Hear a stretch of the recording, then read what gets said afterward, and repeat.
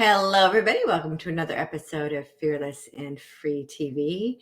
Today, I have on a longtime friend. I actually haven't seen her in years, but we've been connected for a very long time over Facebook. Debra Mittler. She's going to be talking today about healing trauma. And boy, she's got a really interesting story. I don't know how much of it she's going to share with us today, but I know her really well and know her backstory and where she's come from and what she's been through, and to be able to be with us today and share her healing modalities and what she's learned over the years about healing past trauma. Before I bring her in, if you haven't yet, jump over to my website and pick up your free book, Rise Up. It's all about the Great Awakening and the ascension and what's happening in the world right now. And there's one chapter dedicated just to terminology. So if you're a spiritual newbie, or if you just recently woke up and you're like, whoa, what the heck is going on here? And I don't know what all of these terms mean. And that book will really, really help you. It is like the last 10 years of study, in a sense, of what I've been doing. So I think you'll find it very, very helpful in finding out what you're navigating right now. We're actually in the middle of the ascension and the Great Awakening. And for those of you who think this is something new, we've been at it for a while. And this is, as I was saying to a friend last night, we are at the end of the old world and the beginning of the new world. So this is a very, very exciting time to be alive. I know it might not feel that way for some people as the old world falls apart, but for those who are awake and aware, this is a very exciting time to be alive, and we volunteer to be here. So head on over to my website at victoriareynolds.com and pick up your free book. And I've got some other books over there, as well as a couple of programs that I'm working on. I have one called 6D Money Tree that teaches you how to grow prosperity. And my Transcendence Process class starts up again on March 26th. And check that out. All the details are over there as well. It's actually a small class. I only invite at a very most 10 students. Usually there's around 6. So it's a really great intimate classroom environment to help you move through and transcend the fear-based reality that we are all moving out of. And just in case you forget, don't remember to comment, like, share, and subscribe, because sharing this forward is how we help to make a difference in the world. All those people out there who need really good inspirational information and guidance, this is one place they can get it. So please remember to share it forward so they can have this same loving consciousness as well. Now it's time to bring in my friend, Debra Mittler. Hi. Good morning, Debra. Hi. Hey. Thanks for having me. Oh, you're so welcome. You know, I think the last time I saw you, and my audience knows because I've mentioned this several times before, I know you from Agape Toastmasters. Yes. Yeah. Years ago. Years ago. And that was at the very beginning of my spiritual awakening. And I remember probably my second or third visit to the club, someone told me that I was a light worker, and I had no idea what that meant. And that took me a while to figure it out. And now, of course, I know. And Agape Toastmasters seem to be amazing at cultivating what I call transformational messengers. And you're one of them. Yeah. I think the last time I saw you was like a Agape Toastmasters family reunion or something like that. Well, we had our little group, our Savvy Sisters group, where we would get together. That was really fun. That was fun. So I think maybe that was the last time, because I don't remember if I continued with, I don't remember, but Toastmasters. No, you went off to take classes at USM. I remember that. And I don't know if you know that I went to USM and I finished my certificate, my spiritual psychology certificate at USM. Yeah, I do know that. I do. That's amazing. Life-changing for sure. Definitely. For sure. Yeah. Yeah. So thank you for having me today. I appreciate it. And it's just been such an honor watching you grow. Like you said, I watched you pretty much from the beginning, and just you keep stepping into, more and more of your power and shining so brightly and making such a difference in the world. So thank you for honoring your soul's path and doing what you're doing. Like, it's amazing. So yeah. Thank you. Yeah, and it's been really fun watching you too. And I love your Facebook posts because they are always so loving. So loving. And that's what humanity needs, right? That's all we've ever needed, is more love. And that's amazing because like that's really the healing, right? So I have a saying, in the healing is the loving and the loving is the healing. And it's there's so much, we move so much into our heads. We try to control the situation, we try to force ourselves to heal, we try to make things happen. And it's so rare that we're just kind of drop down into our heart space and just let ourselves be. There's so much pressure on us to be a certain way, to act a certain way, to do a certain way, and it causes so much anxiety and depression. And we live in these programs and we don't even know who we are underneath these programs. And these Right. programs are what control us. These programs are what dictate our life experience. These programs are what who we think we are. And it's just been, the thing is like, there's so much talk about getting rid of symptoms, getting rid of anxiety, getting rid of depression, instead of really loving that part of us that's having these symptoms and getting a better understanding of where that's coming from, right? So, Right. and that's part of healing trauma. We think like trauma, so I want to heal my trauma, but what is trauma? It's pretty much a disconnection from who we are. Right. So it's reconnecting. But if we're trying to heal and fix and force, we're not really reconnecting. We're just still staying at the surface level. At least that's how I see it.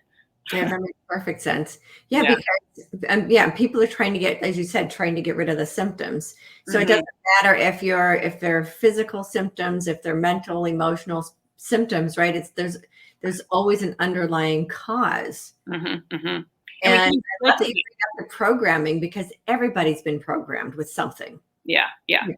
Yeah, we all have, and that's the thing. It's like those programs, if we go so long, it's who we think we are, and then getting rid of them is scary. That's the spiritual awakening. I say when you go through a spiritual awakening, it's going to bring you to your knees because you're really letting go of who you think you are, right? So it's like, okay, who am I? Well, I'm not really this program, but I am this personality. But who's this personality? How was it created? What concepts and beliefs were given to me when I was younger to create the personality that I'm acting in?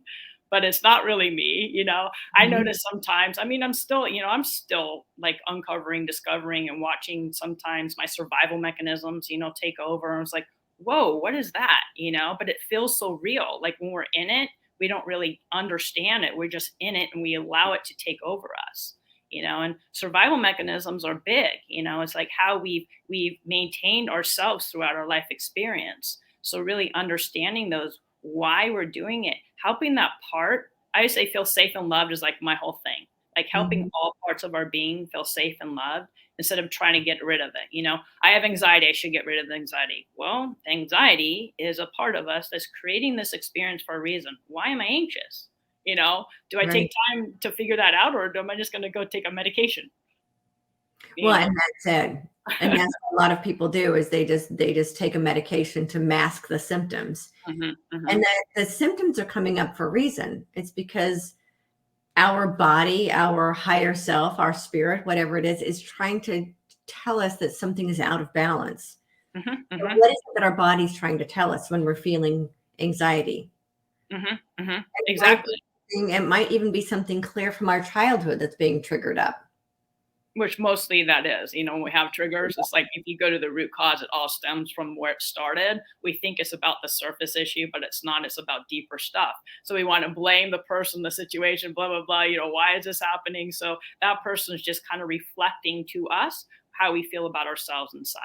I Mhm. always say the world is a mirror. There's all these mini me's running around all over the place, and I perceive them through my perceptions of who I am and my personal experiences.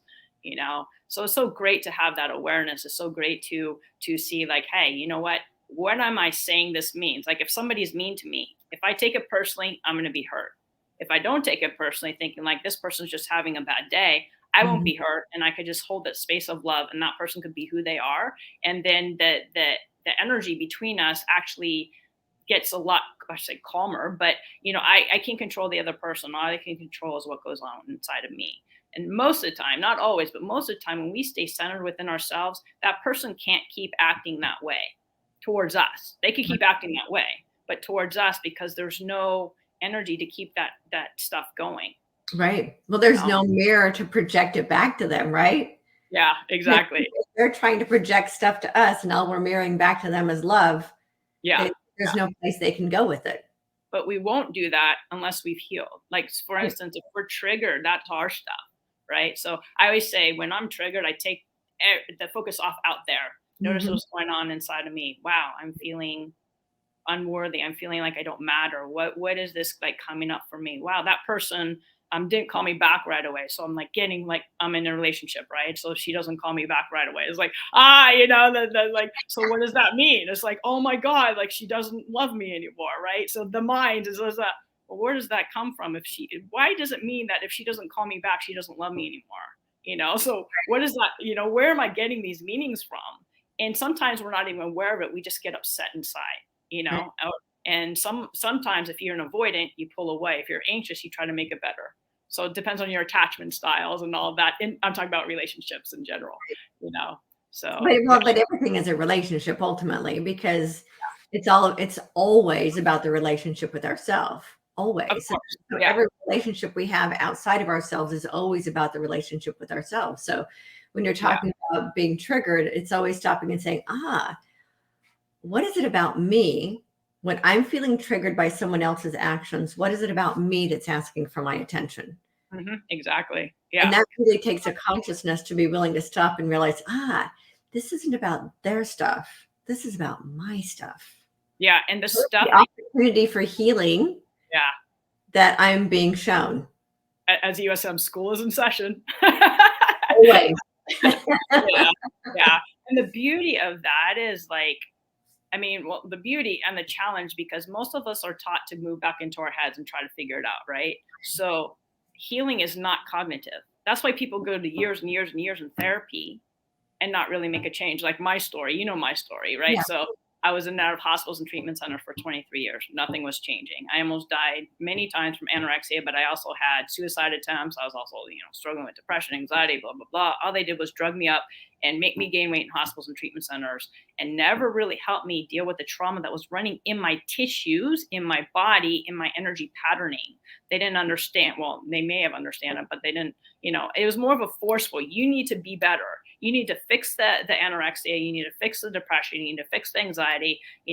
I'd go to therapy and then I'd come home and cut my wrists. Like it was just like there was no helping me to understand.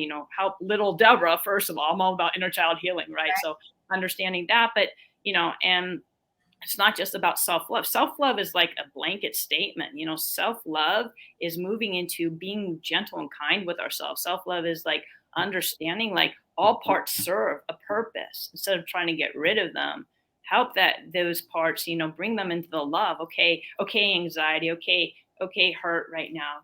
What are you feeling? How can I support you right now? Or if you're hurt, acknowledge that part. I know this really hurts. Instead of, oh, I shouldn't hurt.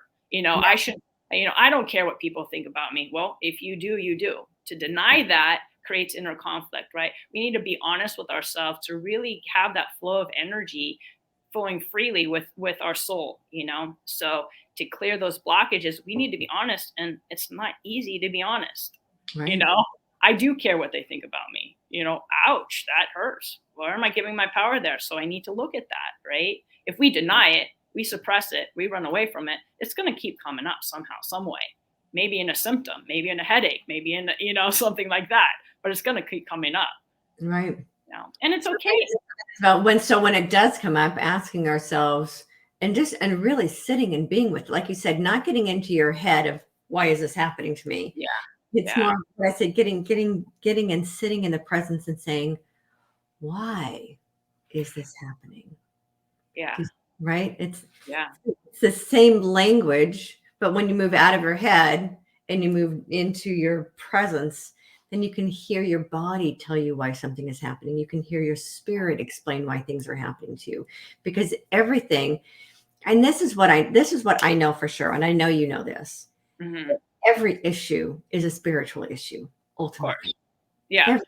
What is that Wayne Dyer, or is it Wayne Dyer? There's a spiritual solution. There's a spiritual solution to, I don't remember, but it was, everything stems from that. Right. And even illness is a catalyst, the medical field views illness as something bad. Right. So I view it as something in us is trying to wake us up. Something in us is trying to get our attention. The 23 years I struggle with anorexia, nobody helped me to understand, well, this is a symptom that I'm having that's showing me that something isn't right internally, And it's like nobody helped me, you know. Everybody asked me how I got better from anorexia. That's always like my thing, because everybody, you know, it's like, well, how did you just turn it around? Well, first of all, I stopped going into hospitals and treatment centers, and I stopped going to therapy, where they just kept me in the symptom. They kept me, Mhm. you know, focused on the food and the weight, and they didn't help me understand the trauma that was creating that, you know. And that was huge. That's where USM came into play. I mean, I really started healing at USM. That was like the catalyst for me, and kind of loosen the grip of the ego, that I got to know more of, you know, we talk about was the inner counselor, right? So my Mhm. inner counselor was named Loving Voice.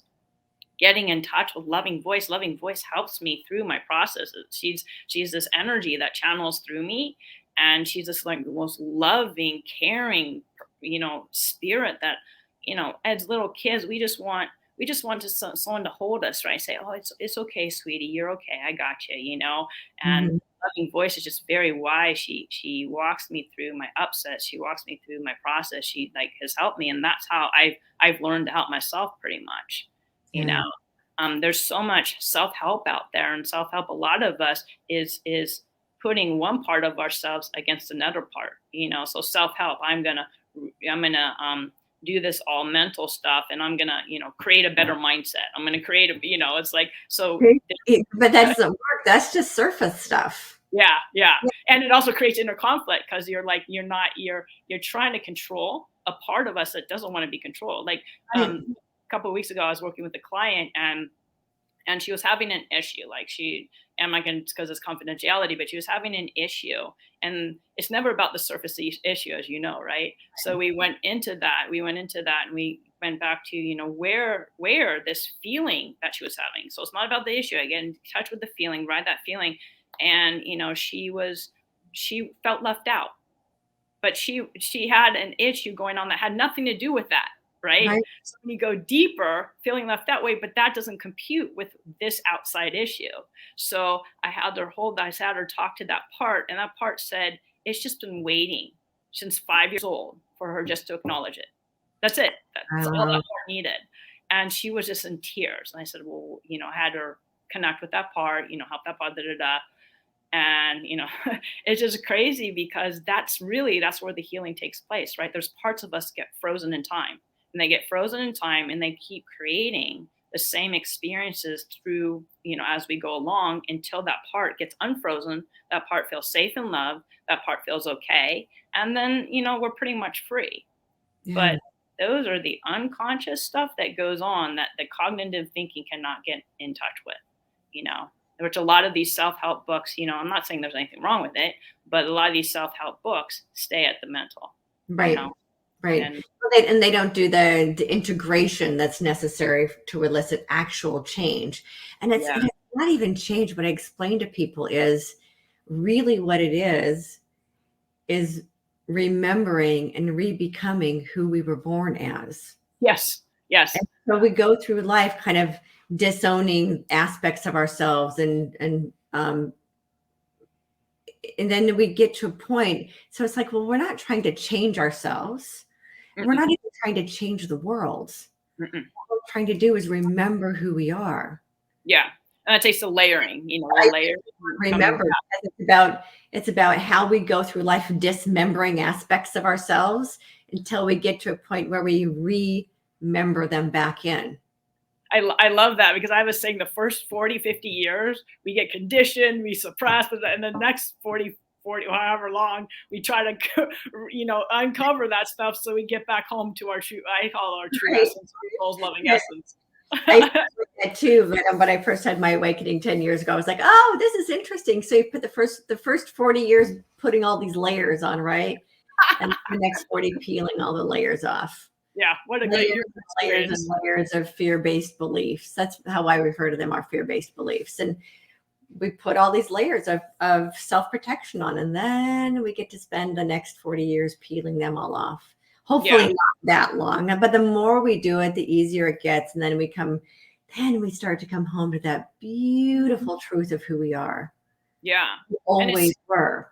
it's scary, because if as children we were punished, if we were told, you know, we were bad, wrong, stupid, blah blah blah, we shouldn't feel or act that way, to allow ourselves to do, like, it took me years to work through that. Every time I like even honored myself in any way, I would get anxious and sick, Mhm. I'm like, oh my God, if I do that, I won't be loved. I didn't know this consciously. My body was running on that, right? So then I would turn to people pleasing. Okay, I'd do anything because I want you to love me, right?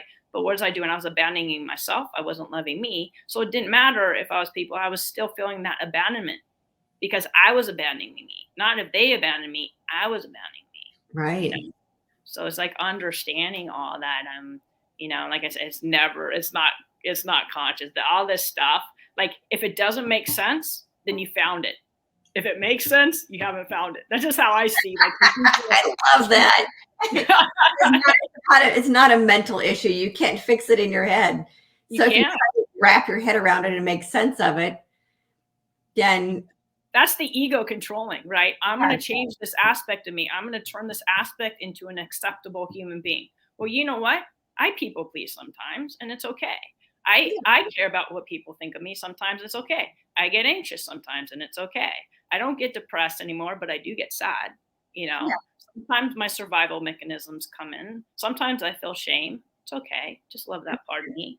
The problem is the judgment. We judge ourselves because everything we see on social media, don't care about what people think of you, hide your, or don't hide your shame, get over your fear. Well, fear is a beautiful aspect of us. It's just that part of us that just wants to be held in love. That part of us may be telling us something that, hey, you know what? You should be afraid of this. right. you know, so Here's, here's the thing about fear, what I tell people all the time. So the name of my show is Fearless and Free. uh, There is no word in the human language for being completely void of fear. yeah. It's about being fearless. Yeah, exactly. I love that. I love that. Fear less. So Yeah. less fearful. But as human beings, because our survival is at stake, like connection is important for human beings, right? As much as sometimes we try to avoid it if we've been hurt a lot by other people, but that's like a basic human need, right? So when we fear, fear comes up, like, oh my God, I'm not going to be able to connect, because if you go deeper, it's a survival mechanism. That Right. part of us needs connection. As much as we may fear it, like, relationships, for instance, I've stayed out of relationships for since I was married, and I got separated in 2003 and hadn't dated since. And then I got in a relationship recently, and it went good. And then she broke up with me for certain reasons. And then now we're talking again. And so it's kind of interesting watching my dance and how I am. I take the focus off of her, and I watch my dance and how I am in this scenario. And I've been healing a lot, and I've been changing a lot too, because it's like we don't know what we're carrying until we get in a relationship. I've done all the healing outside of a relationship, but when we get into it, our stuff comes to the surface, because it's like it's easy not to be around it until we're put in that situation where it gets activated. Right. So it's been a beautiful learning growth opportunity for me, and I'm staying with it. It's, it's beautiful. That's all I can say. It's really beautiful. So Yeah. yeah, yeah. And so what's really interesting is what we're experiencing on a personal level is what we're also experiencing on a collective level. So Okay. you said earlier that these experiences happen in our life to wake us up. Mm-hmm, Right? mm-hmm. So we have these like really painful experiences that bring us to our knees and wake us up. That's what's happening on the planet as a collective. What's happening right now, what started with COVID, what's happening right now, and even with previous world wars, for example, they're always about the collective waking up Oh yeah. and bringing us to our knees and bringing us back to spirit. Oh yeah. I And mean, that's what's happening again right now. This is all about all this stuff that's happening on the planet with COVID, and then with just what's happening, right? If everything that happens now is global, because we now live in a global community. And so people get really frustrated. Oh my gosh, all hell is breaking loose. And there's a part of me that says, thank goodness all hell is finally breaking loose. It's like, yeah, we need to be shaken up. We need like, to be shaken up to wake up, because human beings are so, I want to say, we're stubborn. Like, we want to keep things the same, but the world is not working in that way. There's yeah, too much like me instead of we. The world, for me, I'm all about peace, love, unity in our earthly reality, right? Right. So how can we come together? But we're not going to come together as long as we're holding all that fear inside, that fear and anger and of course the greed and that's all coming to the surface, and if we continue to project it out there, we got to be the change we wish to see, right? So that only starts with inner healing. That only starts with understanding what's going on inside of us. I can't change them. I can only be the change I wish to see and bring that to the world. And whoever is ready is ready. Not all souls are ready to go through what we're going through right now. And some of them are leaving, because of that or other reasons. I'm not saying that I know so much about that. But I do believe in our souls contracts and how much time we're here. I believe in all that. I do So too. yeah, because I've tried to take my life many times and I didn't leave. So there's a reason, that I'm still here. I'm like, okay, now I get it. But Yeah. we don't get it when we're in it. It's just like the suffering that so many of us go through, and I have so much compassion because I know what that's like. It's like you're not just going to get over your suffering, right? We need to help those parts of us that are afraid, because in the suffering there's fear. So Right. we want to help those parts of it feel safe and loved within. We're not going to find safety in the world as much as we try to search for it in the world, in Right. people, places, and things. And like maybe if I have, $1 million in the bank, then I'll feel safe. Maybe if I have the perfect relationship, then I'll feel safe. It's like it just doesn't work.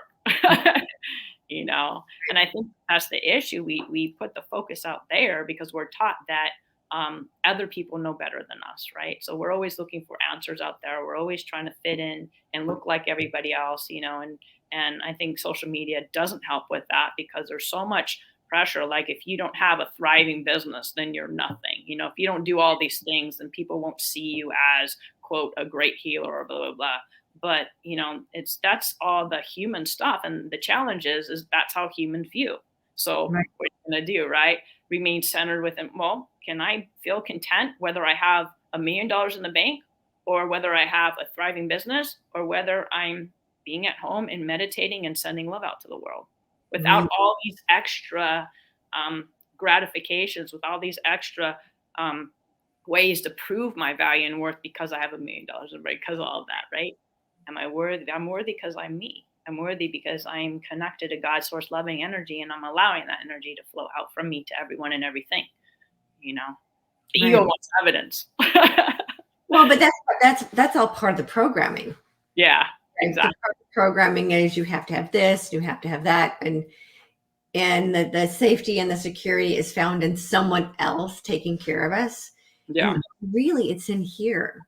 yeah. And If it's we're, not. if Yeah, we're completely trusting of ourselves and of our source, then we don't have to have that false sense of security from anyone else. yeah. And that's easier said than done because we're so conditioned. The Right. survival mechanisms like freak out if we don't have that security in the world, right? Yeah. So there's that. So you got to work with the personality. You got to help that part feel safe and loved. Oh yeah, I remember. But Right. it Right. takes time. It's just not like it's not like a quick fix. I think the biggest thing, like especially in the spiritual community, spiritual bypassing and things like that. But Right. those, all feelings are beautiful. Like it's just so beautiful when we can embrace. Okay, I'm feeling angry. I'm feeling sad. So Mhm. those feelings are just parts of us. Like, hey, I'm gonna love you. I'm gonna be here with you. It's okay. Yeah. You, Yeah. what you And have for that me. yeah, the spiritual bypassing is interesting. I talk about that on this channel quite a bit of it's it's all good. Well, you know what? Being a human being it's Not easy. difficult, Yeah, it's not right? easy. Yeah, It is yeah, not easy, even for those of us that are angelics. It's like we come into this human body and it's like, oh, you know, even even Yeshua, who he was, he still had to experience being a human being. And it is not easy being a human being. And the mhm. important thing is that we acknowledge all of that. Yeah, yeah. Instead of judging. And also acknowledge the suffering and also acknowledge the joy. I Yep, mean, people don't acknowledge that either. One of yep, the things that makes being a human being so extraordinary is the range of emotions that we feel. yeah. There And it's isn't I mean, yes, there are other sentient beings on the planet that feel emotion, but the range of emotions that human beings feel is extraordinary. And Yeah. that we get to experience those. Yeah, I love how you say "get to" because it pretty much it is a gift to have that range. You know, there's so much, positive vibes only, positive, positive, but it's okay. It's okay to be human. It's okay to embrace, like, you know what? I'm having a hard day. I'm really struggling. Can you, like, if someone asks you, I don't know about you, but like, there's this automatic response for many people. How you doing? Fine. How you doing? Good. Right. So Yeah. some days we're not, right? So it's okay. Like, wow, you know what? I'm not so good right now. I'm having a really hard time. Can you just hold that space for me? Are you available to talk? Can I vent for a minute and not have you try to change and try to tell me to think a better thought or try to talk me out of how I'm feeling? Can it just be okay? Because that's what happened when we were kids, right? And that's how shame and everything gets stuck in our bodies. And that energy has not had a chance to complete its cycle. And that's where trauma is. If trauma doesn't have a chance to complete its cycle, it stays stuck in the body, and we continue to view the world through that energy. You Mhm. know, Healing trauma is allowing that part to complete its cycle, allowing that part. For instance, if we were abused, that part probably froze. That Yeah. part's still living in us frozen. We need to go back into that energy, allow it to loosen a little bit, help that younger part. Hey, is there something that you wanted to say that you weren't able to say at that time? Yeah. Is there something? Do you need to cry? That body, if the body needs to kick and scream, that body needs to do it. You got to let Absolutely. the body complete that cycle, and that's really the healing of trauma. Yeah. Because In my awakening experience, I tell people, man, there were times that I would like lay down on my floor and kick and scream like a 2-year-old having a temper tantrum. there's That's the little girl inside of me needed like oh they're raging. And then and then afterwards it's like, oh, that feels so good. Because it's you're so letting important. that out, like you're letting all that trapped energy out. Yeah, And that was and really yeah, and so and how many people are like, "No, I can't cry, I can't cry." I, for 20 years, didn't allow myself to cry yeah, yeah. because it was like a sign of weakness, and now I don't. I gotta tell you, this morning, I spent about 2 hours crying this morning for a friend of mine because I know this friend of mine's having a bad day. Mhm, mhm. Feeling it, right? I'm like, "I feel what's going on in your heart," and I just allow myself to cry. Yeah, it's beautiful that you allow yourself because most people don't. It's funny that you said that because the whole 2 years of USM, that was I spent crying, kicking and screaming on the floor in my condo, and that's how healing started. Yeah, It's just so beautiful that that trapped energy totally needs to be released. And I acknowledge you for allowing yourself to do that because it can be scary. It can be scary to even get in touch with any feelings when we've been disassociated from them for so long. Coming back. That's why having a safe place, there's a lot of talk about self healing, but this stuff is deep.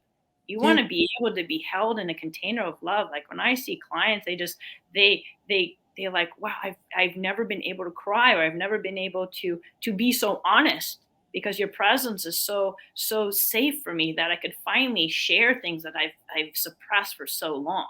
mhm, And that's where the healing. We need to talk about our shame. We need to talk about the things we're afraid of. We suppressing, saying I shouldn't be afraid. That doesn't help our energy body. Our energy body is still running on fight, flight, freeze if we don't take care of that. If we don't help those parts feel safe and loved.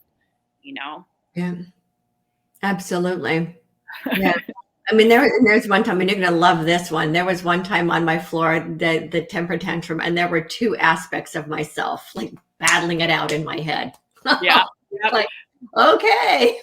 Wait, only two? Sometimes I have like Oh five. my They're like all over the place. You're like, well, wait, what? I have this process where I see like all my personalities and I invite them to talk to each other. And it's just so beautiful because there's always one that's very stubborn. Like there's yeah, always one like, I'm not talking, leave me alone. It goes in the corner and it just like pouts. And that part, it's just so funny because like it's interesting when you get to know all parts of yourselves and how much fragmentation we have. because unless our parts are on the same team, we'll be like, I want this, I don't want this. Should I do this? Shouldn't I do this? This part is scared. This part's excited. How do they come together? They can't unless they communicate and have a mutual understanding, right? So we want to understand, like we all want to be understood by others, but how much are we taking time to understand ourselves? Yeah. Am I in fear? Well, why am I in fear? This part's excited about this, but this part's afraid. Yeah. Well, how can we And they're all valid. all valid? They're all valid. That's what's really important. So for me, I picture like I'm on a bus. I'm driving a bus. Right. So all of my aspects are on this bus. And I kind of laugh about that because a couple of years ago, my personality self finally let Victoria drive the bus. Yeah, you changed your name, I remember. Victoria's driving the bus now, but all of my aspects are on the bus with me, and we're going places, and they all know that they're safe with me. That's beautiful. It took me a while to get there. I mean, even my ego knows it's safe with me now. It's like, we got this. Not that I don't still have stuff, right? Sometimes I'm like, oh, maybe I'm crazy. Am I really who I say I am? And I have human moments, is the money going to continue coming? Even though I have absolute faith and trust and knowing the source is taking care of me. Yeah. If I look back through my life, I was always taken care of. Yeah. Even when I didn't think I was, even when I was sleeping in my car, and even when I was sleeping on people's couches. And those times like you, where I was very suicidal, I was still always taken care of. There was something that had me. Yeah. And those, I've done, like you, years of working with all of these aspects of myself, what people would call doing our shadow work, right? It's taking a look at those parts of us that are afraid. Yeah. Yeah. And learning how to love them up. That's what it's about. It's all about loving those parts, helping them feel safe, and I love that you have that experience from the past that you go there. You're like, okay, I've always been taken care of. What do I need to worry about? But there's a part of you that's worrying. So it's like, well, what's acknowledge this part? Okay, talk to me. I mean, I just went through 2 weeks ago, I went through some intense stuff. When I graduated USM 2011, so that's during USM, I did some deep crying. I literally 2 weeks ago, I had that experience again. Like I haven't had it since USM. Like I was crying to the depth of my soul. My whole body was shaking. I was scared. I couldn't even drive. Like I was like crazy. I almost got in 3 accidents because I had to go to the store, and I was just like, So when I was like, I shouldn't say I still have that, but I didn't even realize that I was having such a trauma experience. I've done so much healing. So, things will come up, just because we've done our healing, it doesn't mean we're never going to have those experiences again. Of course, my life has gotten a lot easier. Of course, I know how to work with things when they come up, but that was intense. That was like another deeper pocket that just kind of came up to the surface. And I just let myself cry. I let myself do what I didn't try to change it. I didn't try to escape it. It was 2 days of deep crying, body shaking, sweating, like all the stuff that happened at the beginning of my healing journey when the trauma was releasing from my body. So obviously I had another pocket there that was suppressed, and it came up because of the situation that I was in that activated it. Right. And it was intense, so no matter how long, even the idea, well, I'm a healer, I shouldn't have these experiences again. Well, no, I'm still in this human body. I still go through my shit, I'm just like human experience. Yeah. Yeah. And that's the beauty of it. It still happens. That's the beauty of it, to be honest, right? I'm human too. Like I share my stuff on Facebook. I'm totally open, I go through my stuff.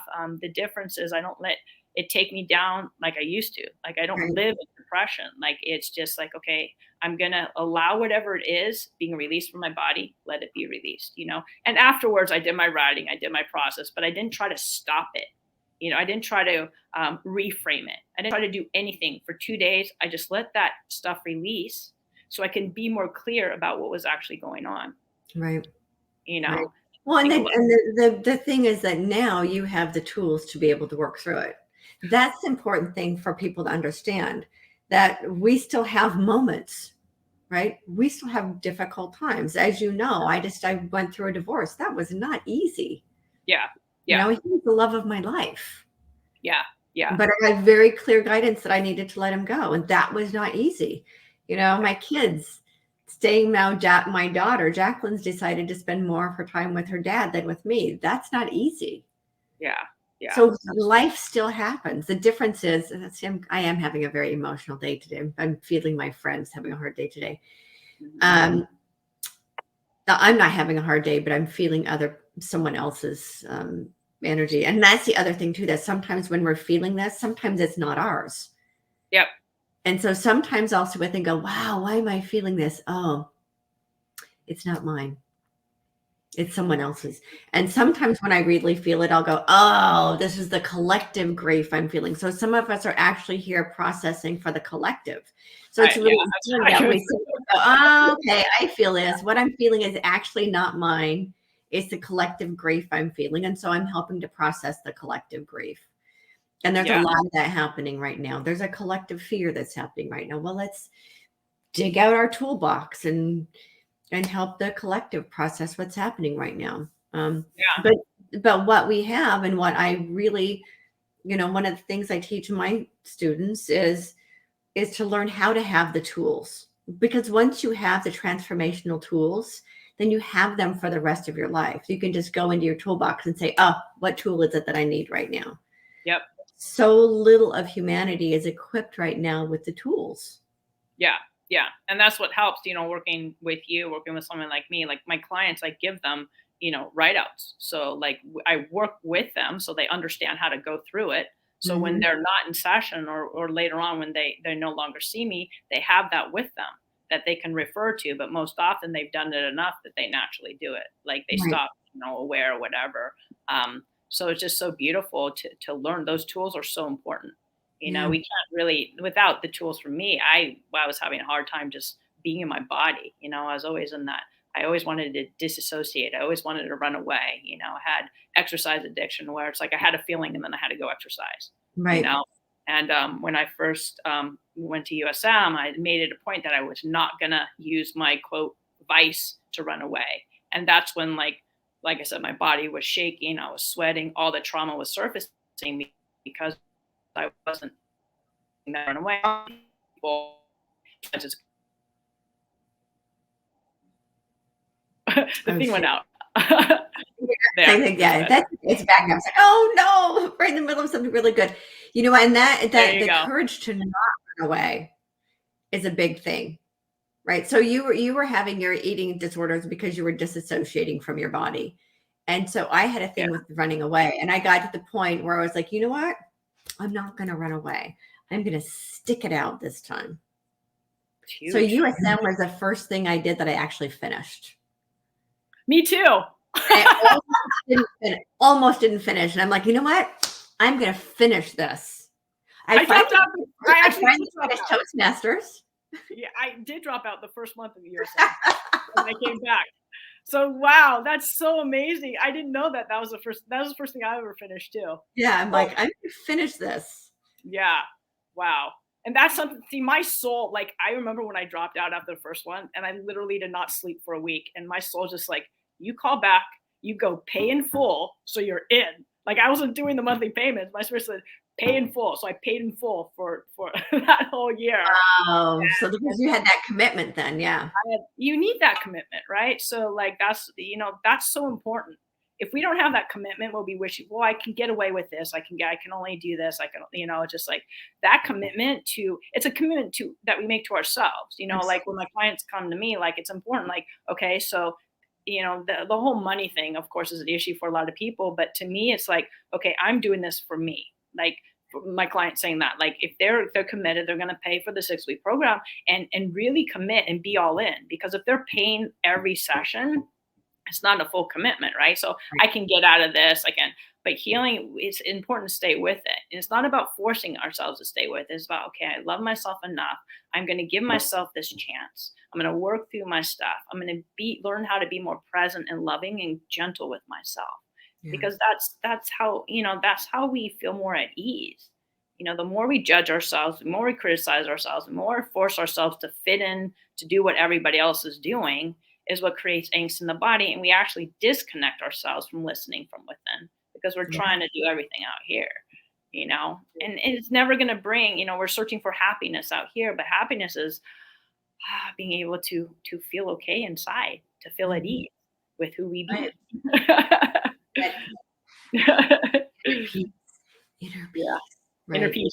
What about Ease, self-love and inner that peace? state of Yeah, ease, that yeah, that's really what everyone is seeking, is that consistent state of ease. And it's like, well, I need this to make me happy. I need this to make me happy. And we really don't, because ultimately that's what we're looking for, is that ease.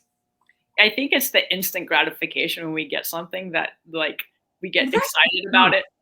Well, What's that? there's a difference between that, because it's not, you can't buy happiness, but the instant gratification is fun, that's for sure. Yeah, yeah, it's the But pleasure, it's the how long does the fun of it last? And then it's like, okay, well, that was fun, but then is it going to bring me that peace? That's ultimately what we seek. And even so, even for me, is understanding the difference between happiness and joy. yeah, yeah. Happiness Happy is fleeting, joy is here, it's internal. I always say joy of the soul. So Yeah, it's like when we're in tune with our soul, we'll enjoy. It doesn't matter. We're not basing it on circumstances. We're just feeling our soul's essence, and that's where the true joy, for me, that's where I found it. Because it didn't matter how much, like, how much money I made, how successful my business was. It didn't matter how many books I wrote. I wrote 5 books. It's like all that. After that, I'm like, okay, now what? Like, I was still like not really feeling centered and okay, and just like, then I just stopped all that. I'm like, wow, okay, I'm finding joy within myself, regardless of what's happening out there, you right. know. So I mean, it's easier said than done. And then you have an experience where, like, yeah, this experience brought me, pleasure. So it's like, okay, now I want that again. So it's kind of being really self-aware, being more conscious. Like, okay, so that, okay, great. I'm going to embrace that because that's part of the human experience. Thank you, universe. But I got to be careful about being attached and dependent on that again to make Right. to quote make me happy, which come back into the joy where it always is. Right. you Well, know. and that other stuff just keeps life fun and interesting. Yeah. Oh, definitely. I mean, that's why we're here, right? Yeah, To right? have this excitement, this experience, this like, oh, cool. I'm gonna try this new food, or I'm gonna go here, or I'm gonna explore. Like, I just literally, so I'm 54, and I just got my passport to travel. Like, I've never traveled. I actually, like, I've had this because the whole food and da da da. I've Yes. always been like in my comfort zone. It's like, I've never seen the world. Like, I literally haven't. So Wow. last weekend, my friend invited me to Big Bear. We went to Big Bear for a couple of days, and now I'm just like, and this is kind of fun. Like, I want to explore now. But I was so limited in my perceptions because I was attached to an identity of Debra who doesn't travel. I was attached to an identity of Debra who likes to stay in her safe zone. And it's like, Ah, that's not me though. But I lived that 54 years. Like, I'm like, okay, it's time to really like juice this up here and really, like, enjoy the exploration, enjoy the event. Life is an adventure, right? yeah, It's not just about work and trying to like prove myself or da da da. Life is, sure, I'm here to live my purpose and serve and all that, but there's so much more that my soul wants to experience that I haven't let it experience. It's just like yeah, so many people go through life and never experience the true kind of joy and happiness and pleasure and all that great stuff about being human. and I just had this great visual. We came to Earth for the amusement park. Oh, I love that. At first, I was thinking roller coaster. I'm like, wait a minute, it's not just a roller coaster; it's the whole amusement park. And Because think of that. sometimes we're on the Amuse. roller coaster, sometimes we're on the merry-go-round. So, like, sometimes we're just taking a peaceful walk down the path, but we're here for the amusement park. Yeah. Think of it. Amusement. How Amuse. amusing is Amuse. it sometimes? Sometimes I just sit on the beach and I watch people. I'm like, man, people are so cool. This is such an extraordinary planet. And It is. It really it's is. amazing.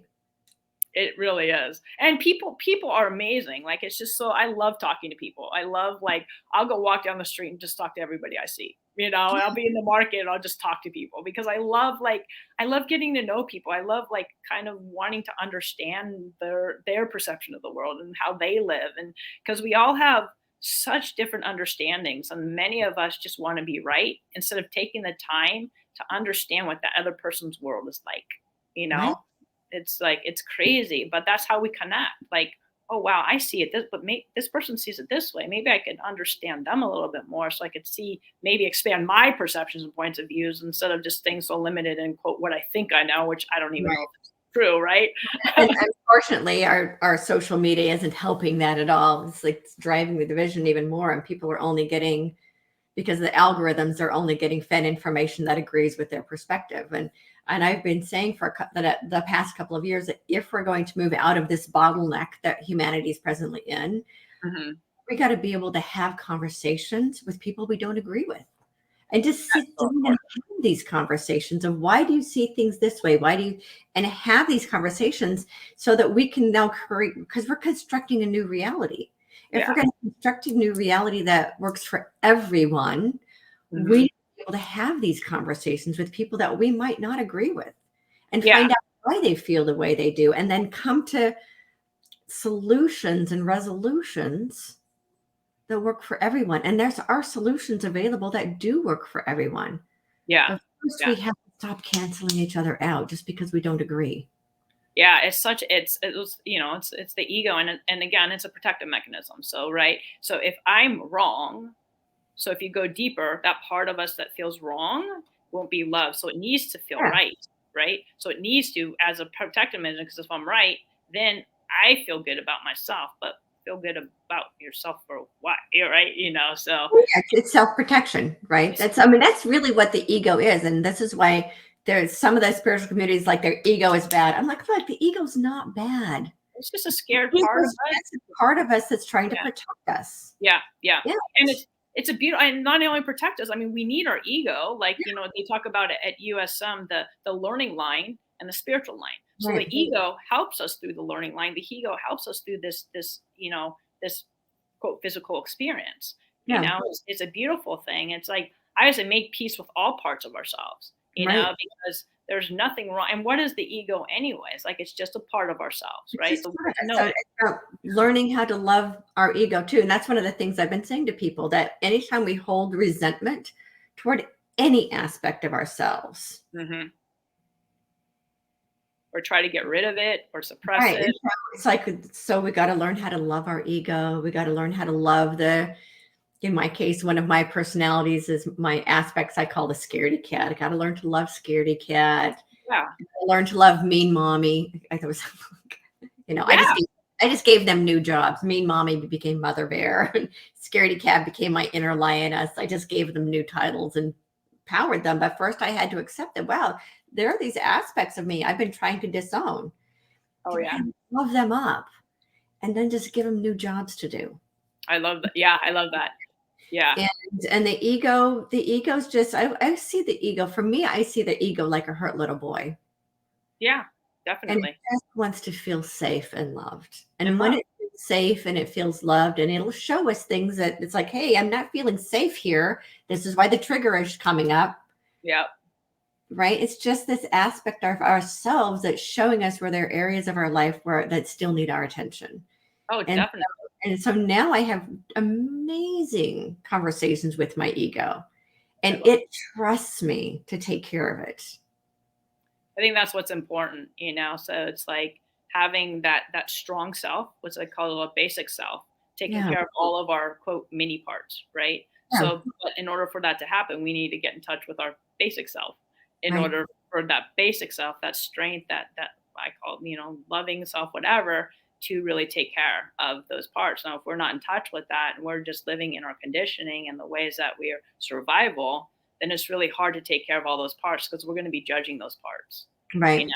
instead of loving them, which makes it hard. That's where the inner conflict. That's why a lot of people don't sleep. That's why a lot of people have a hard time just being still. That's why it's like a lot of times, like, so if we have a feeling, we move right up into our heads to protect ourselves from feeling that feeling, Right. and mindset work, and you got to do, go, go, go. Well, that protects us from actually getting deeper in within ourselves. And there's nothing wrong with feeling. So we just like, okay, I'm feeling sad right now. Okay, sadness, what do you need right now? I'm just going to be here with you. It's okay. It's okay for you to feel sad. You Yeah, know?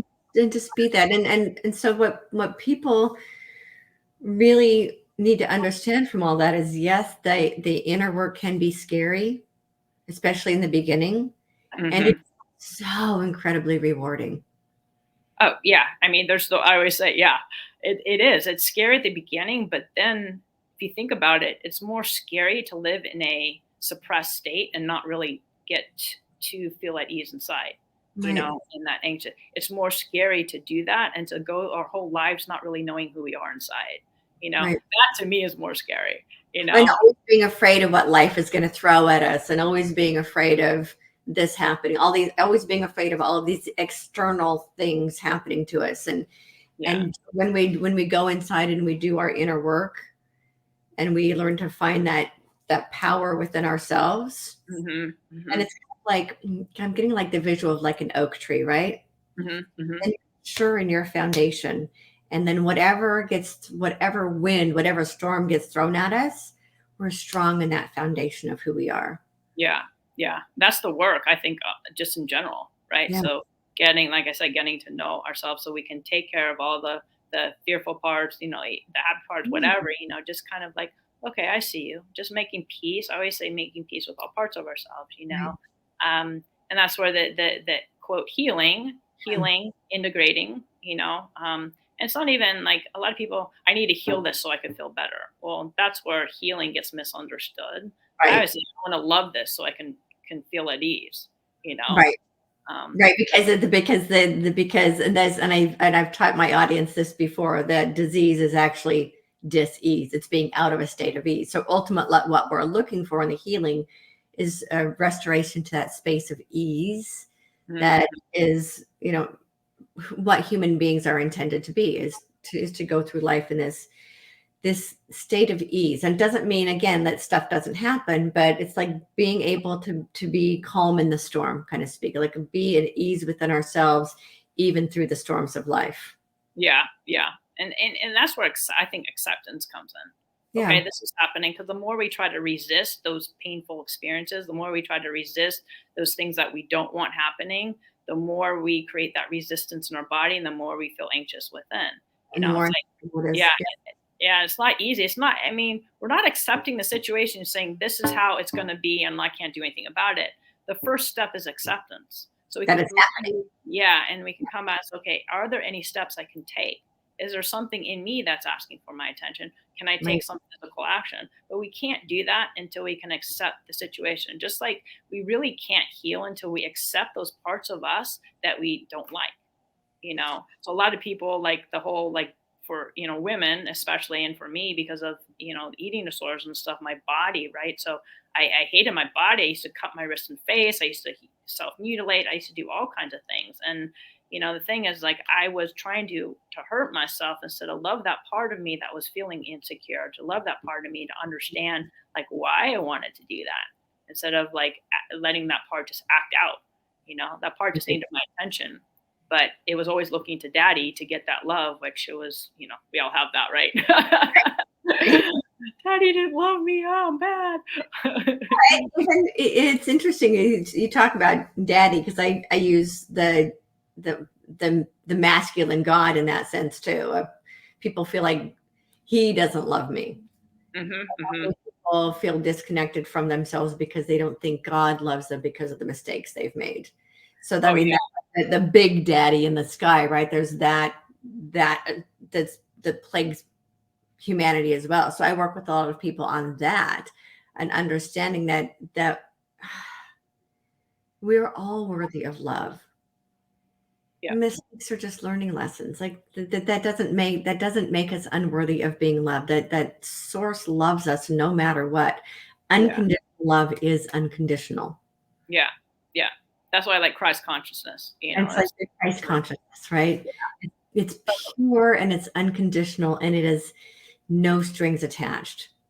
yeah, and from what you shared, the whole thing, because that's religion, right? Or not all religions, because I'm not religious, so I don't know much. But I've heard things where, sin, you go, and especially me, because I'm gay, right? So I heard that, like, they tell you you go to hell if you're gay or whatever. All these things, which so many in the gay, so many people in the gay community actually do take their lives because they feel that they're bad or wrong, Right. because told and as children in general, right? So if we're told we're bad or wrong, right? Daddy doesn't love us. We better put on this mask. We better act right in order to be loved. And then we're living out of integrity. And the more we distance ourselves from our authentic expression, the more we live in this world of trying to please others, the more we're unhappy. Yeah. You know, Yeah. it's a vicious cycle.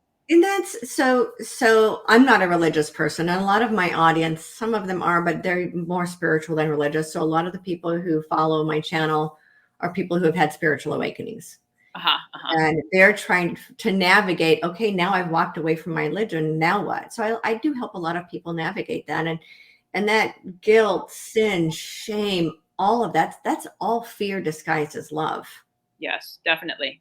And so there is, then there's part of the awakening experience is, disbelieving what we've always believed, which is whether it's religion, whether it's politics, whether it's medicine, whether it's education, whether it's anything. It's like you have that brought to your knees, then you go, oh, okay, now what?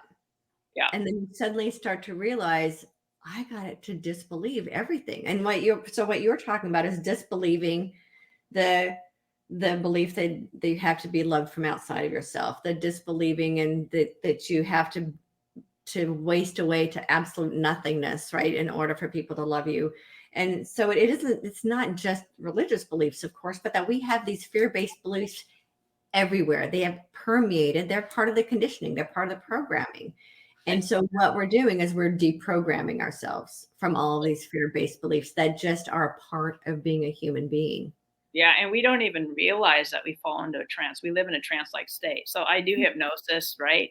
And a lot of people tell me they can't be hypnotized. I'm like, you are hypnotized. We living it, right? So we get triggered. Like we have the association identification. So we go into a certain situation, we associate that. So we fall into a trance of who we know how to be in these situations. Right. These are all automatic. We're not even aware of it. And if the longer we do it, the longer we've been conditioned, the longer we think it's who we are. And then we have all these ideas and things that we're bad and we're wrong, because we're not really in touch with our truth, And not to say, not to say the conditioning is totally bad or the personality is totally bad, because it's a beautiful part of the whole experience. And some of it actually is good. Yeah. Yeah. I mean, some of the conditioning that I experienced as a child actually kept me from doing some really stupid things as an adult. So I had some of the conditioning that I had. So like some of the basic morality stuff that I grew up. I mean, yes, there was a lot of shame that was associated with it, but at the same time, it kept me from selling my body, for example, right? Yeah. Some of the moral stuff I was raised with as a kid kept me from getting involved with the dark side of the film industry. Wow. Yeah. Yeah. So some of that stuff I'm incredibly grateful for. Yeah. The thing I learned was to work hard. And it's not necessarily to work hard for money, but it was to not be afraid to get my hands dirty, so to speak. So there were good things I was conditioned with as well. Part of it's looking at the conditioning and saying, okay, the thing is just a question. This part works, this part doesn't. And that's okay. Exactly. Yeah, that's the way to do it. It's like, but the thing with beliefs too, they're so ingrained that our bodies run on it. So just thinking a better thought, like I'm just gonna think this belief. Like say for instance, you have an issue with money. Okay, I'm gonna think and feel rich. If you have, for me, so I was punished when I spent money. So I have like deep stuff around money, so I always had to save. And whenever I spent money, my body would like tighten and I would like totally freak out. And this all happened unconsciously. As much as I try to spin, you can't just work against that part. That part needs to know, like, it's okay now. You can let go. It's okay. Gotcha. And you got to dig down into those beliefs. And it's never just one. There's layers of beliefs. Oh, yeah. So one of the examples I use is I was raised with a belief that anyone with dark skin. So this was a religious belief I grew up with, that Black people were the spawn of Satan, basically. And right.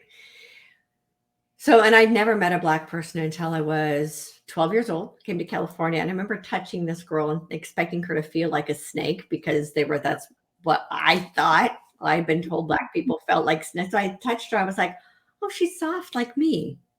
Aw. Right. And I had that, but what was really interesting is it took me a long time to go through all the layers of beliefs, and I didn't even know they were still there until one day I was at Agape Toastmasters, and I gave one of our dark friends a hug, and my body went nuts. Aw. And I was like, and I literally just lost. I was like, I cannot believe that's still in there. Yeah. Logically, I had worked through all of those beliefs. My body was still holding on to those beliefs. So I had a whole nother layer of beliefs to work through. Yeah. Well, the body keeps score. It makes Yeah. sense. Like Yeah. you with money, right? I'm like, hey, yeah, I don't have any money issues. Logically, it didn't make any sense, but the body was still carrying that.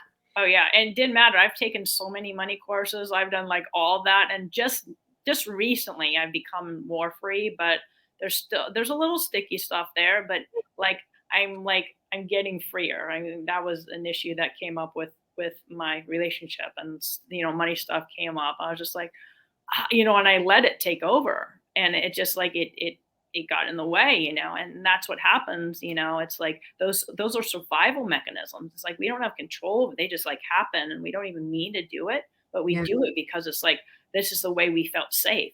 But it's just such an illusion of what safety is, right? I'm safe because I'm holding on to the ways my parents told me how to be. But no, I mean, we're meant to enjoy. Parents only knew what they knew. Right? And they were conditioned too.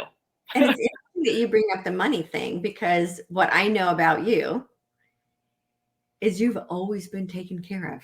Always. Always. Yeah. Yeah. You've actually, in all the years I've known you, you've always had money. Yeah. Somehow. Yep. I even find it on the street. The other day I walked down the street and there was $50 waving at me. I'm like, oh, hi, Yeah. friends. Yeah. Oh, right. I do. Like I've always. So you might have some underlying beliefs about money, but you're taken care of. That's logically though. All the underlying beliefs about money stems from, I mean, It's from childhood stuff. Yeah. yeah. Yeah. And I actually teach a money program. Yeah. And I was kind of going through some money issues myself a couple of months ago, and I stopped promoting the money program. I'm like, I feel out of integrity. Mm-hmm. I teach people about money when I'm feeling out of integrity. And I sat with that and I'm like, look, I know how this works. Yeah. I know how this works. I know that. I know it works. Uh-huh. And then the money started flowing again once now I figured out what the issue was. So I teach a program called 6D Money Tree. Oh, I love the title. Complete transparency here to all of you who are taking my class. I teach a class called 6D Money Tree, and I couldn't figure out why the money stopped flowing. I'm like, look, I teach this stuff. Yeah. What I realized is that I had a money, because I have different money trees for different things. And I had a money tree for my 6D Money Tree program, but I didn't have another money tree for all of my other products and services. Oh, wow. I have a money tree growing in Joel's office, and that's been my primary source of income for the last 10 years.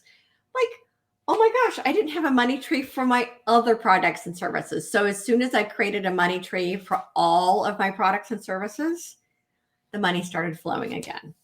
That's amazing. Just that.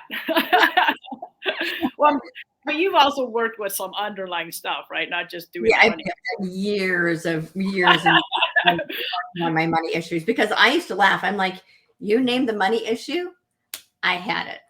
Yeah. Like, my whole thing is I didn't feel worthy of I grew up with a belief believing that I didn't deserve to live. So money is life, right? So in order for me to even experience that energetic flow of money, I needed to say yes to life. But if I have a belief that I don't deserve to live, then I need to work with that. So it's going deeper. So it's not even about the money. That's the thing. A lot of people go to work on money, but take the whole focus off. It's almost always a self-worth issue, really. Yeah. And the inferred, things that happen when we were children, the misunderstandings that we buy into because of the way we were treated. It doesn't matter how much. I used to wait tables. I make $200 a day, but it always went right in the bank. I didn't even allow myself to wear. I bought UGG boots. I didn't allow myself to even wear them. They sat in the closet for 2 years before I allowed myself to even wear them. Like that. Anorexia is lack consciousness. It's everything's lack. People don't understand that. When I was in hospitals and treatments and I was going to therapy, they always wanted to put weight on me. They didn't help me deal with the underlying stuff because the anorexia, the food, They the don't weight, know how. I nothing. don't think they know how. All they know how to do is medicate, unfortunately. Medicate and, Yeah. and treat the symptom, which for people with anorexia gain weight. So what did I do for 23 years? I gained weight in treatment centers. I left it when I lost it when I got out. Put in another treatment center, lost it when I got out. I did that dance for 23 years. And then medicate me for the depression, anxiety, which when I flipped out on medication, they stuck me in a private room by myself for 24 hours with no lights on. I was more traumatized in treatment centers than I was even growing up in my house. Like that's how bad it was for me, you Wow. know. And the doctors, it's like I had this one doctor like, whoa, kiddo, if you're not going to talk, I'm just going to sit here. My parents were paying him like $150 an hour. This was back in 1996.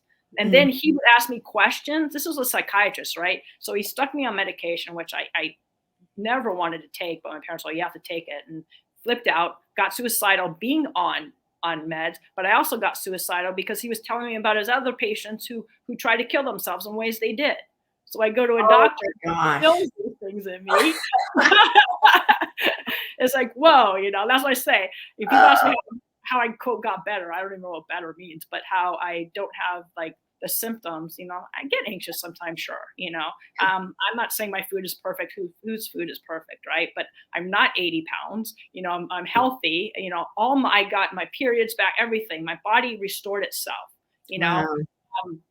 but it's just so crazy how, it's like, you think the professionals, right? These people know. You put your hand. I don't put my life in the hands of doctors. I don't even go to doctors. I'm not disputing doctors. There's a time and place for them. You got to trust your inner knowing to guide you. I stay away from them because it's like, to me, and with my belief about doctors, I stay away and everything I experience.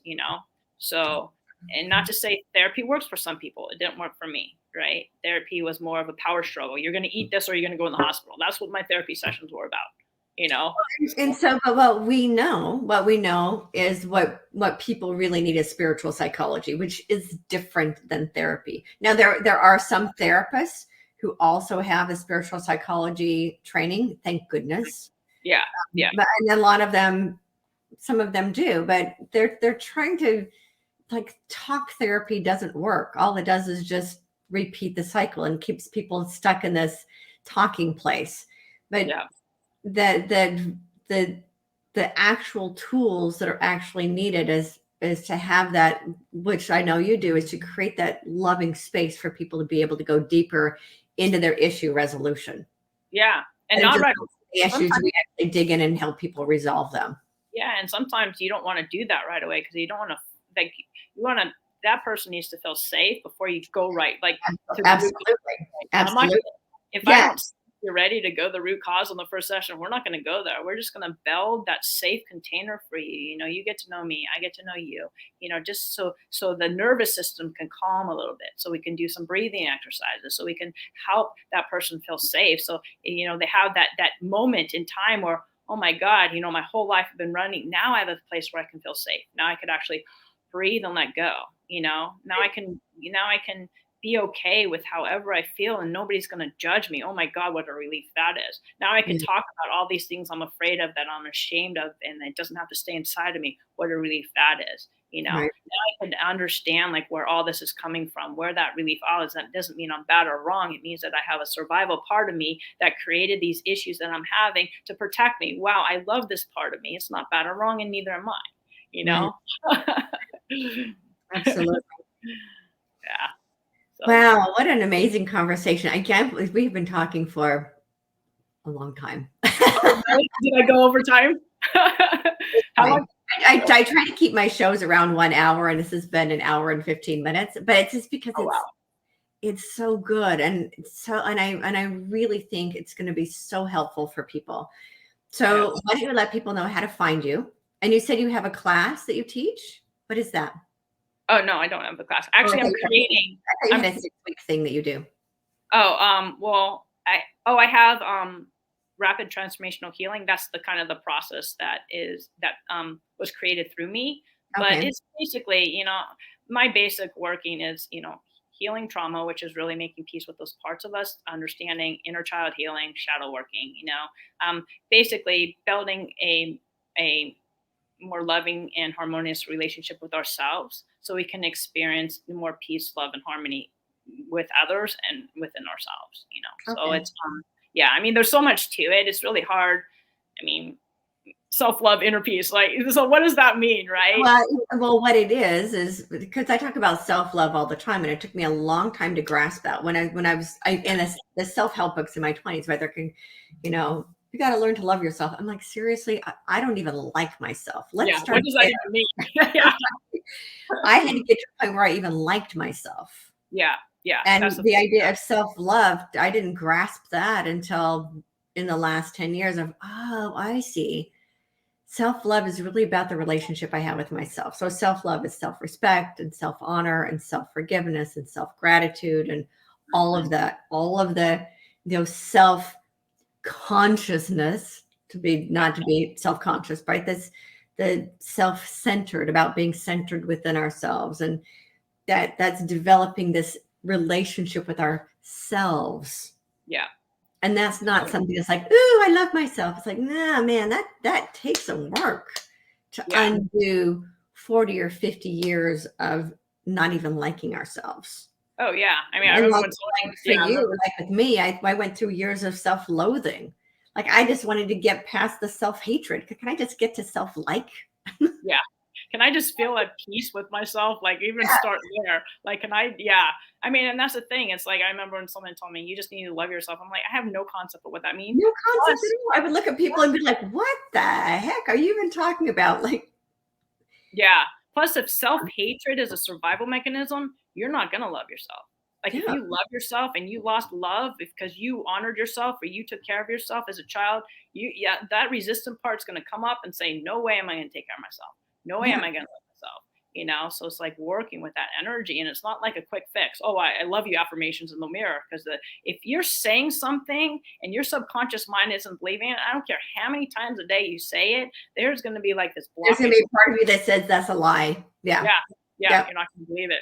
I always say one thing before we go, I say, like, to I like the idea of loving myself, because you're not lying to yourself, right? So I like the idea of it. Or if you don't like, I don't like the idea of it because da da da. But let's just start there instead of I love myself, I'm a great person, da da da. If you don't believe that, it's kind of right. worthless energy to try to push it into ourselves, right? So we just want to be gentle and easy and just allow ourselves to be where we're at and just let that be okay. Like, this is where I'm at right now. Okay, I'm learning. I'm willing to learn, or something like that. You know? And I love what you said. I like the idea of loving myself. Yeah, yeah. That's a great place to start. Oh, totally. Like with anything, I like the idea of being wealthy. I like the idea of being successful. I like whatever we're saying. I am, whatever the I am statements are. I like the idea of it. I wonder what that would be like for me. Okay, have I had that experience before? Have I felt that way before? If not, that's okay. Yeah, Whatever. Just allowing everything to be okay. I think that's the thing about, like, we go to, like, I don't know, we follow a video or a teaching or whatever, and we try to force their teachings onto us when we're not ready yet, maybe, for their teachings, right? So there's a lot of things about positive affirmations. I am strong. I am wealthy. Now, there's nothing wrong with saying that, but if there's a part of us that doesn't believe it, we're going to create inner conflict. So right. that's like, we'll feel like a fraud. It's like, well, I'm saying that, but my actions aren't showing that. That's because there's a part of us that feels more comfortable not feeling love for ourselves than feeling love for ourselves. It's just an acclamation in the body, you Yeah. know? It even can come down to, like I said, I like the idea of miracles manifesting in my life, right? Yeah. Yeah, I like exactly. the idea of being grateful for myself. I like Exactly. the idea of being grateful for life. I like the idea of being able to forgive myself. Yeah. Yeah, that's great. Yeah. In everything. And once the mind gets reprogrammed with that of liking the idea, then it's ready for the next thing. What's going to start looking for it? Right, it's going to start looking for justification for that, right? Because that's what the mind does. It looks for justification for, ooh, I like the idea of this. Where can I find evidence of it? Uh-huh. Uh-huh. It's like kind of like the beginner's mind, right? So I have cinnamon here. So, like, okay, I know this is cinnamon, but if I walked in the house one day and I didn't know anything, like I'd have to taste it and not even knowing the name of it. Do I like this or do I don't like this? Like, Mm, because we have these associations. Well, this is cinnamon. I've had it before. So we're always reliving through our memories unless we open to like a napkin. So if I walk in the house, I didn't know this was a napkin, I'd have to pick it up and kind of play with it and see what it does, right? right, So imagine living every day like that with just, especially meeting people, especially seeing people. Like the minute we meet somebody, we form an association, we form a right, perception of them, right? So they right, could change, but we still hold them to that perception, which makes it hard, especially if we see them from our hurts and wounds. So we're going to right, continue to see them that way. It's like, oh, but people change, and sometimes changing our perception of them, so if they hurt us, right? So we change our perception because, wow, they're really hurting. Maybe I could have compassion for them. Our whole experience with them changes, right. So yeah, it's the beginner's mind thing, but it's not so easy because we're so programmed. We're so like, no, this is what I know, this is what I believe, this is true, right? But yeah, Right. how do So I know how to, we have to have a willingness to disbelieve what we've always believed. yeah, and create new associations, because Yeah. those association identification is how the human being works. So it's like if we, I don't know, I usually sit in the same place every time when I eat. So it's just like those type of things. Like this is where I Well, sit when I that's eat. one of my practices. I try to try something new every day. Like a friend of mine says, try something every day that scares you. I'm like, Yeah, yeah. okay. Even sitting in a different place than you eat, brushing your teeth with your left hand instead of your right hand. Yeah. The more I heard this saying once, and I love it, because once we start to make change, the more the subconscious is open to it. The more Right. we close to doing the same things every day, the more we train our subconscious mind that that's all that we can do. Right. And then we create our own limitations. So it isn't even necessarily do something every day that scares you. It's do something every day that's uncomfortable. That's uncomfortable, new, whatever. Yeah, Yeah. walk backwards down the. Every day. Yeah, So walk backwards. I go on my walk around the neighborhood. Some days I'm like, yeah, I'm going to go a different way today. And so I try to do it differently every day. Do it backwards. Right. Because it's like, so in my book, Transcending Fear, I talk about this, about doing it different. And what it does, it's like a rubber band, right? So every time it's like stretching it. You just Yeah, stretch yourself a little bit every day. Or it's like exercising. When you start exercising, you just stretch a little bit every day, do it a little bit differently every day. And you start to become more and more and more flexible, so that when the storms of life do hit us, we're more resilient. We're more yeah, flexible through it. So yeah. it's really, really important to do different things every day that we normally wouldn't do, because it helps with that resilience and that flexibility. And break those rules, break our own rules. Like, we have breakfast food, we have lunch food, we'll eat breakfast for dinner and dinner for breakfast. I don't know, things like It's funny. that. My son had breakfast for dinner last night, I think for the first time in his life. He goes, Mom, for some reason I'm craving corned beef hash. And I said, so we called this place and he said, do you have breakfast? When you serve breakfast? I said, all day. And he said, so he had breakfast for dinner. I was like, that's awesome. Yeah. He said, well, Jacqueline, my daughter, says that all the rules about meals were just created. I said, yeah, all the rules about meals were really created during the industrial age for people to work. They're all based around a time clock. There are no rules about food. Eat what your body tells you. Yeah. And that's easier said And than I done. think it's kind of like, and sometimes we'll have dessert before dinner. Fantastic. Yeah. Yeah. That's the thing. It's like when we start breaking our rules and we see we're safe doing that, we'll have more flexibility in life, right? So Life becomes more fun and more interesting. It becomes so much more fun. It's like like I said, I was identified with Debra that doesn't travel, right? So this is like, okay, now it's like, no, this Debra travels. This Debra is ready for exploration. This Debra is ready to see the world. I mean, even because I was single for so long, this Debra isn't in relationships. Right. Just now it's like, no, this Debra is, and it's safe to be in a relationship, Right. and relationships last, because in my relationships in the past, they didn't last. Right. So it's like all these new things. No, I could create whoever I want to be. That's I don't right. need to be stuck to these limited perceptions in the way I've always been, because for me, that was misery. Who It's wants like, to keep being the same old person? And that's it. It's like my past does not define my future. It doesn't. And I got to tell you about the passport. It's really, really fun. when you get stamps in your passport every Oh, place. wow. That's Oh, so cool. yeah. I'm looking forward I'm to on that. my third passport. I actually need another one. Oh, wow. So, Passport, like stamps from all over the world, is so cool. oh, wow. See, yeah, I'm looking forward to that. I have someone that we're talking about traveling with, so it's going to be fun. Because Yeah. I've never been out of the United States. I'm 54 years old, so it's like it's time. It's time. It's None of us know when our last day is going to be. It's like, come on, let's right. do this. Live it up. Yeah, yeah. Right. We all came here to live. Exactly, So exactly. Enjoy the whole range of the human experience, not just run and hide from. Well, which I'm learning now. It's like yeah. it seems safer just to kind of keep to myself, stay in my little cave. It's just like, but that's not why I'm here. There's such a beautiful world out there. You know, it's Safe not always. Yeah, safe isn't fun. So yeah. mm, That's a good affirmation to say. Safe.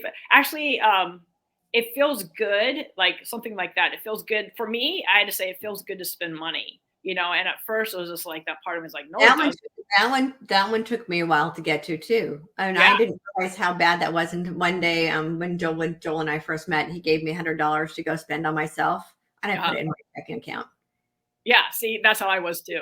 What is wrong with you? I told you to go buy something nice for yourself. Yeah. Like, but it's safer in the checking account where I won't spend it. Yeah.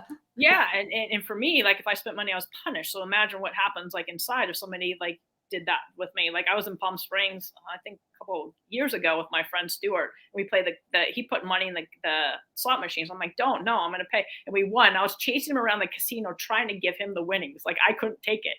He goes, no, you're taking it. I'm like, I tried to put it in his pocket. I was like trying to buy him things and Oh he yeah. kept putting money back. Like, it's just like crazy because of the association, right? And then I also believe that if I receive a gift from you, then you own me.